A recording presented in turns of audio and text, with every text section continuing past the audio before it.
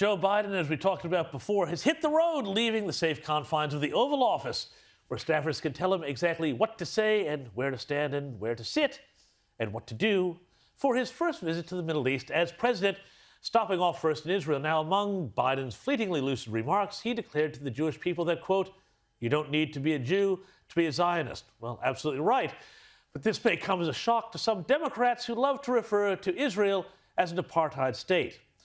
For more on Biden's trip, including his visit to Saudi Arabia, we're joined by physician and senior fellow at the Independent Women's Forum. You know her well, Qanta Ahmed. Dr. Ahmed, thank you so much for joining us tonight. Now, great to be with you, James. Now, I want to get right into it. I want your reaction to Joe Biden's trip to Saudi Arabia. We've spoken a bit about it earlier on the show. He went from calling it a pariah state during his election campaign to now having a bit of a fist bump with old Mohammed bin Salman. Is this a needed reset or is this dangerous territory? What's your perspective?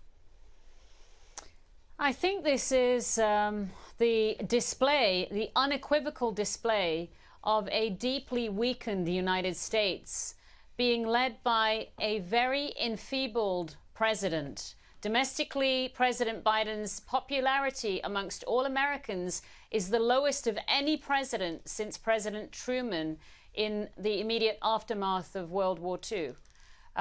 We have, in contrast, in Saudi Arabia, one of the youngest crown princes in the history of Saudi Arabia, who has over 90% popularity with age 18 to 24-year-olds in the kingdom, and 60% of the kingdom is under 30 years old. So we're looking at a truly tragic figure of the United States trying to find its place in the Middle East. The fact that the President of the United States had to announce in that commercial meeting in Jeddah with members of the Saudi royal family that the United States is not leaving the region to the machinations of China and Russia tells you how much power the United States has lost in the region over the last 2 decades. And President Biden, I think it's very unfortunate. It's not all his fault. He's coming at a tremendously difficult time in American history and foreign policy, but he certainly has not made contributions to that. And this has a background. President Biden isn't seen in the Middle East only as the president of the last 2 years that we've known here, but as a legacy of the Obama doctrine that really empowered Iran.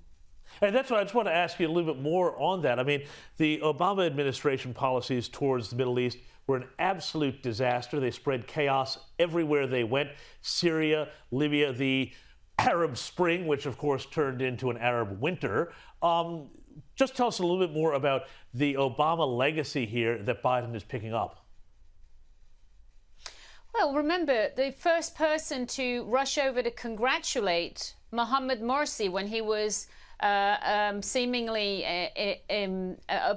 president of Egypt immediately after the Arab Spring was Hillary Clinton. Yep. And he was a member of the Muslim Brotherhood, so offensive to the Egyptian people that they overthrew him almost a year later.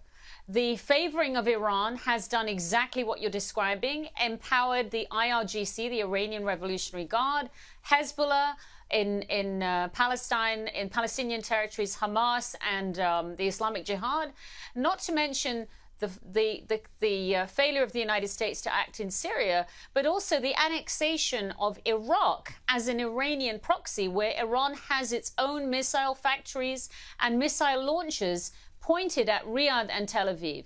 This has all been a function of Obama's doctrine. And the first betrayal President Obama did of the Iranian people was when they were in 2009 attempting a velvet revolution, and it fell on deaf ears in the United States. So this is a long train wreck in development.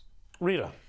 And the relations with Saudi Arabia are poor, to say the least. They weren't even taking the president's phone calls a few months back. But President needs Saudi Arabia to increase its oil production because the US needs to tap into that.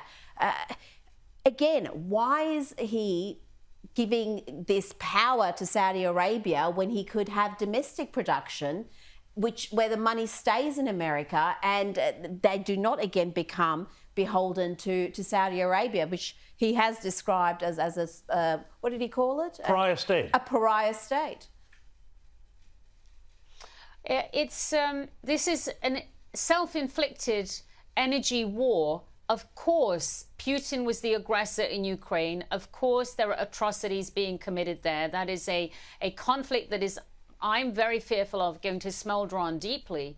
But the entire Western alliance deciding to sanction Russian oil just means that Russian oil is now being sold well below market prices to India and other nations that have massive refining capacity. So if you can believe this, Saudi Arabia is not only the world's largest producer of oil, with second only to Venezuela in terms of 300 billion barrels of proven oil reserve.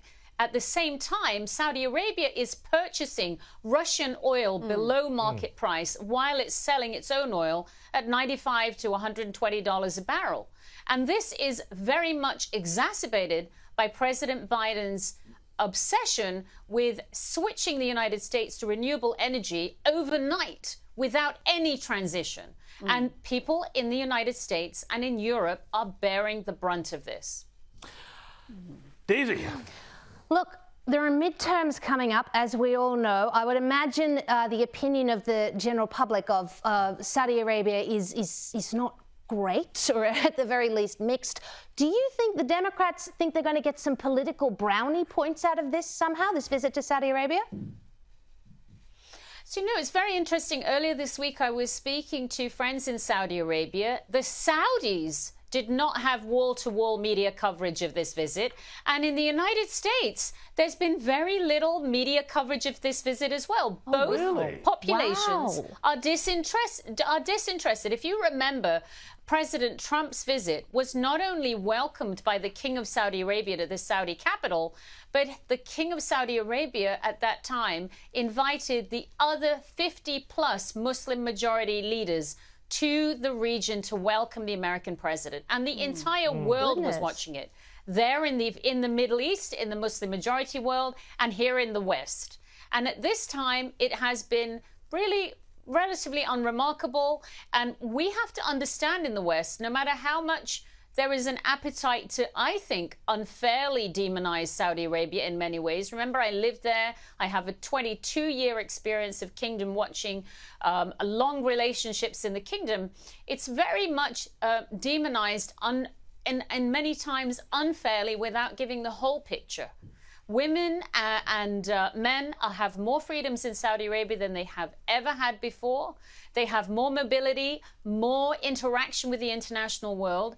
And what we're seeing when we saw President Biden with the leader of the Palestinians, Abbas, in his 18th year of a 4-year term, that is the past. That represents the 20th century. When we see Crown Prince Mohammed bin Salman and the ambition not only of the Kingdom of Saudi Arabia, but the GCC region, the Gulf region, the Gulf +3, that's Iraq and Egypt and Jordan, that is the future. Mohammed bin Salman is 36 years old. He is likely to reign over Saudi Arabia for decades to come, long after this president holds power, and certainly long after the Democrats have lost power here in the White House.